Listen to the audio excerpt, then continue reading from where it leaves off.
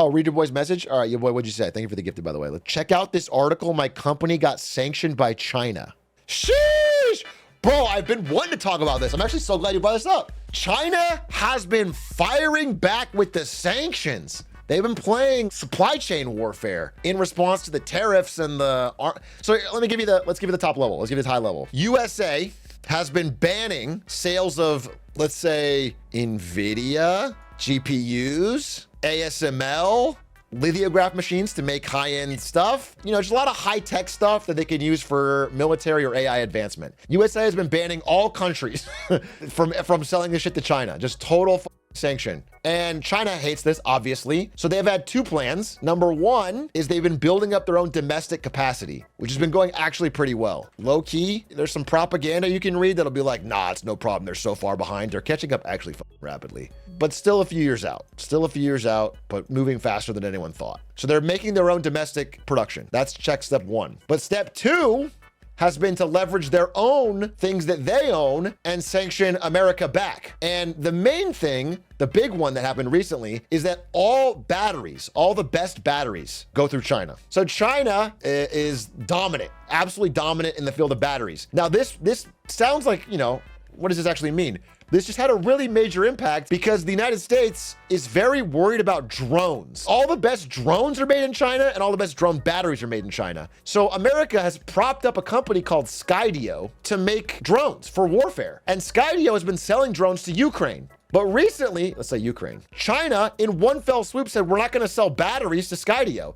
And Skydio can't make any drones overnight. Overnight, Skydio was like, they're using battery supply stocks. It was like, it's a huge blow to the American drone defense industry, like our own drone companies. And this is a big deal because if you actually pay attention to boots on the ground warfare in Ukraine, it is becoming very obvious that the weapon of war in the 2020s is drones. Drones are by far the cheapest, most efficient, most effective killing machine. Drones are ruling the battlefield. You know, America is strategically behind in drones because of this battery thing. Now, because of this, we're trying to invest to make our own batteries, but we're behind. So they're trying to make this stuff, we're trying to make batteries. It's like it's a race. And all of this is like this slow, weird grinding of trade tete-a-tetes and wars that is like an economic World War III. It just feels like this slow building of tensions. That's the update on that. Anyway, here's 13 more sanctions that China's slapping on defense firms, largely because I think these defense firms have been selling arms and weapons to Taiwan. We've been arming Taiwan to the teeth in anticipation that China might invade. Anyway, you boys, you have something you want to say about it or what? Let's see. You wanted to say, I work at the one called Brink Drones. I work in the drone industry. Yeah, I mean, I'd be interested in talking. Do you feel comfortable doing that? You could lose your job easy. Yeah, IDC. All right. Yeah, boy. Welcome to the stream. Yo. What would you like to tell us about what's going on in the world of drone sanctions from China? Don't worry, I'm not going to lose my job over talking about this. I'm just going to give a broad explanation, and it's all public knowledge, so I'm not in any trouble here, I promise. I mean, I'm going to drill deep with my question, so you're... Yeah. So like I said, I work at that company, Brink Drones. Okay. And what it is it's a DFR company, drone for first responders. So we're not a weaponized drone company. We just make and sell surveillance drones for like police departments, fire departments, search and rescue, stuff like that. That's so funny. My dad says the same thing about working at Raytheon. He's like, I don't make missiles that kill people. We make missiles that destroy the missiles that want to kill people. Right. But there's, right. I don't know about that, bro, but whatever. Our biggest competitor for a while was this company called DJI. I'm sure you've heard of them before. Yeah. Okay, yeah. So for instance, Portland PD uses DJI for their surveillance drones. They're by far the largest player, right? They're the dominant player. Right. Drones, they were huge, biggest competitor. But as of a few months ago, the federal government put a ban on all Chinese drones. And for DFR, if I'm remembering the specifics right, it was an immediate buy ban. But there's like a 2-year window where they have to find a new drone. So they can use them for up to 2 years because it's literally a life-saving tool. So they can't just cut that out over a majority of American PD and stuff. So they have a window. But companies like mine or Skydio are going to swoop in and try to get those contracts. Exactly. Past week they put out that sanction list. Oh yeah, go for it. This is a question you should answer honestly, and I know you can't because you work there, but try your best. How close are you in terms of functionality to the best DJI drones and cost? Oh, that's a great question. Cost, I could not tell you. I have no idea what their cost sale is. Ours is really good. Actually, I will send you a link to our company just so you can picture the Hashtag drones. ad? Hashtag ad, exactly. Well, we're not commercial. We don't commercial. So, We have a but here, if you lot want, of military procurers in this chat, okay? People buy. that's We have true. a lot of high executives that are There's okay. a link. So the one you see on the main page, the guy flying out of the station is the newest one. It's not production ready quite yet. It will be soon. I would say we're fairly close. So The this is like the next next big time guy. a CEO gets shot, 10,000 of these are going to swarm over the city at the same time and go into your Exactly, home to exactly. find. Yeah. So I can't give you specifics, but I wouldn't say we're too far off because we're still we're a startup. We're in our fourth round of funding right now. I mean, my understanding, and you're going to know more than me, my understanding is that, and I know this from Skydio, not you, I haven't heard of Brink, but I assume it's the same kind of thing, Right. is that they're close on features, but behind on cost. So it's like more Yeah. expensive. And it was largely because of the batteries, is my understanding. But you can Right. tell me more. Well, ours is different because we make our batteries. Oh, interesting. So we the only thing we don't make is the cells, obviously. Those we get from Taiwan, but I actually build them myself. I'm the battery guy. I build the batteries for our Interesting. drone. You're the So drone battery guy. You're in I hot am the demand drone right battery now. guy. Yeah. So I'm the battery guy, and then not for the new guy, but our previous one. It's almost everything's 3D printed. We have like 20 something 3D printers. Okay. So I run the printer farm, and then I assemble the batteries. My understanding on batteries is that all of the rare earth metals and everything required to make them go through Chinese supply chains. Or how do you get them without? Right. Do you have to worry about that when procuring it, or how does that work? Because if it's a Chinese supply chain, can't they cut that off? I mean, yes and no, because we get them through Taiwan. So it's like a weird gray area at the moment, you know? I see. So it could definitely be an issue down the line, but as of right this minute, it's not. We actually didn't have a lot coming in from China directly. Fortunately, there was some small things like propellers and a couple And is other there things. pressure So that from wasn't the that bad. government to cut that all out of the supply chain? Well, now we're kind of have to. We're sanctioned. Right.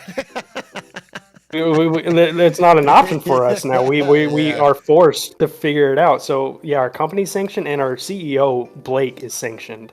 It's That's funny so because funny because like, I'm sorry, you continue. Tell me. I was gonna say My thoughts. Blake isn't like a 40-year-old dude who's been in the tech industry for a while. He's 25. That's crazy. He's a 25-year-old kid who he built this company from the ground up as an 18-year-old, and he's banned from China. That's crazy. Let Blake cook.